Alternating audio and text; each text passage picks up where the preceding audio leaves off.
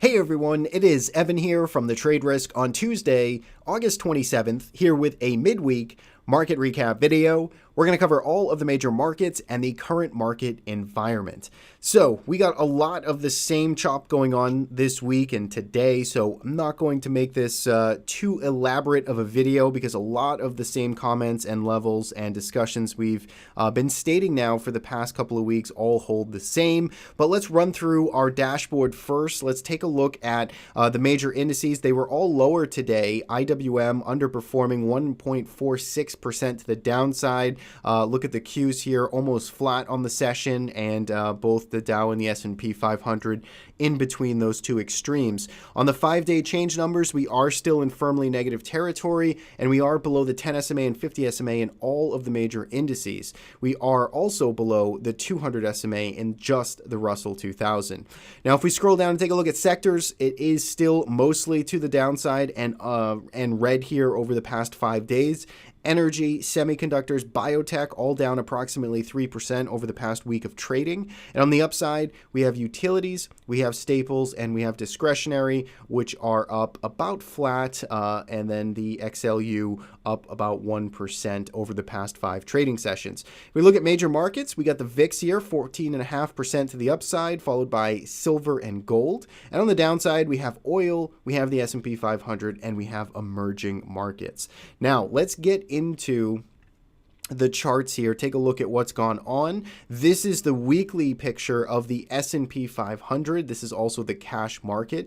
And we can see here, looking at this chart and looking at these recent bars here on a weekly time frame, we've gone absolutely nowhere for the past 4 weeks. Working on our 4th week now. It's been about 17 trading sessions. We've been trading in between a range of about 28.25 to 29.50. The market still just volatile back and forth, two-way trading in this range, really trying to make up its mind, and we're still sort of on this breakout watch to see which way this market ends up moving. Is it below 28.25 or is it above the highs of 29.50? That's what we're going to be looking at and still waiting for over the next couple of days and weeks. As of right now, of course, this is only Tuesday, but if we look at this weekly bar so far, we have an inside week that is not done forming, but it has the potential to be the second back-to-back inside week for this market. We had an inside week last week, which means we traded within entirely the highs and lows of the prior week, and we're working on potentially having a second weekly inside bar. So that basically just adds to the fuel, adds to the story that there's indecision in here and that there's range compression and that we're still just sideways and really don't have any type of trend to latch onto in the short term. So relevant levels, 28.25 to 29.50, those are the lower and upper bounds of this recent range. As we've talked about, 2800, that's the key psychological level that the market has liked to test and inflect at in prior history.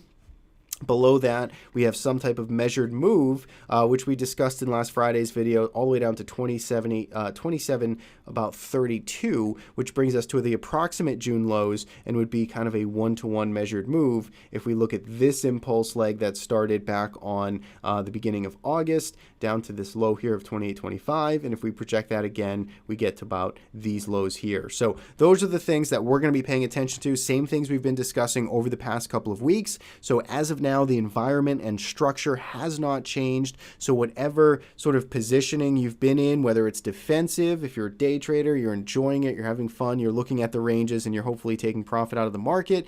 If you're a swing trader, you're probably a little more defensive, so on and so forth, based on the volatility and elevated VIX that we're seeing. And speaking of the VIX, we're going to take a look at it now, which we see it back at 20.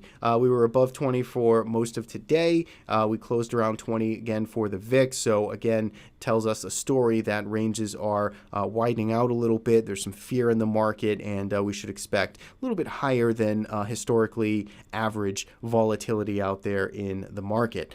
Now, if we go to some of the other major markets, we go to IWM, which continues to underperform. This isn't a new story. This is something that we've been talking about for quite some time. It closed at new lows today, put in a big, healthy looking bearish engulfing bar. You can see it opened above yesterday's, had a nice gap up on off of Monday's session, and then we just proceeded to sell off and totally engulf yesterday's session, and then proceed to close at new lows for the past several months. So IWM still continues to be in sort of a painful place here, underperforming the rest of its peers of the major indices. There is some positive divergence brewing. In other words, we look at where price closed now. You can see it's at new lows, but take a look at where the MACD is. It is not quite breaking below the low here back from the 15th of August. So that tells us that there is some disagreement there in between its momentum oscillator and what price is doing. It does not give us a reason to buy blindly, but it can keep us on watch for reversals if the trend does start to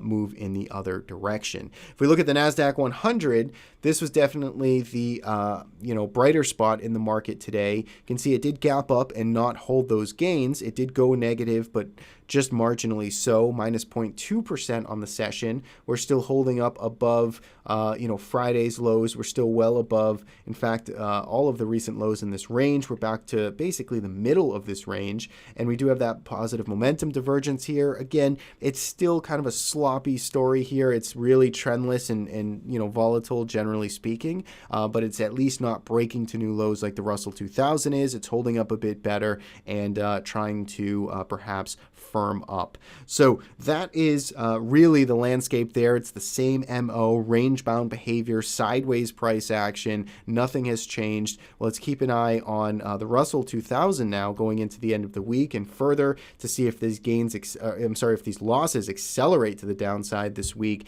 That certainly will put pressure on the broader market. And also, of course, if this can quickly reverse here, that certainly would be in the bull's best interest.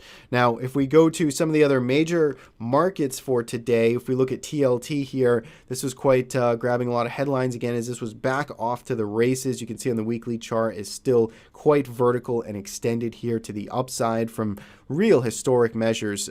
We haven't seen sharp rotation like this into treasury bonds in quite some time. You can see even on the daily chart now it's starting to resolve back up. Got some negative momentum divergence brewing here as we come back to these prior highs. If you're aggressive, if you're looking to perhaps put on some type of short exposure, something we'd be looking at here as well, looking for perhaps a retest here, maybe an overshoot and then some type of reversal. We're not there yet. It is certainly an aggressive trade because the trend is all pointing higher, but at least we have this prior pivot to use. We have a little bit of momentum divergence there, so it's something to think about there for TLT if you're a shorter term and looking for some counter trend aggressive exposure. If we go to gold next, you can see gold also continuing its rise higher, quite extended to the upside. All similar comments apply, just like TLT is. This is quite vertical here on a weekly basis.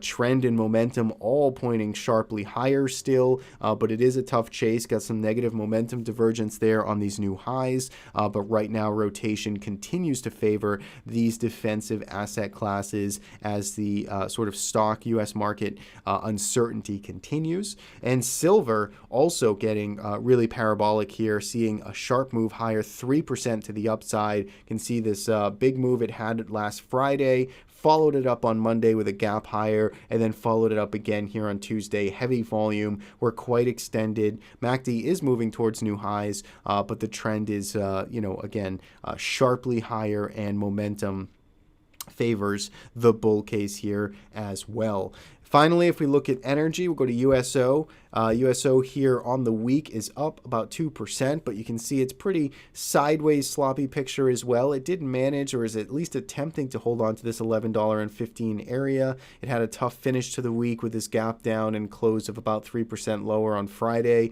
It stabilized a bit yesterday on Monday, and then it added to those gains on Tuesday. So we'll see here if this can start to get moving. It's going to have to really clear above about 1180 or so. If it can start working itself back above this cluster of recent highs, it starts to look and take a better shape. But for now, still think it's a pretty messy setup out there for oil. And last but not least is natural gas, which MACD is trying to now finally move positive here for the first time in a little over a month's worth of trading. It's still in a pretty messy pattern as well. It did rebound off of these lows here. It is holding up in this range and holding up above, say the June lows for natural gas. So it does does have more to prove, but at least in the short-term trend is trying to hold up. On the week right now, it is up 1.93%. So that is the midweek recap for this week's trading so far. It is only Tuesday, but of course, thank you so much as always for tuning in and watching. You can subscribe on our YouTube channel. You can follow us on the Trade Risk. Hopefully this video has been helpful. Thanks again for watching, and we'll see you in the next video update.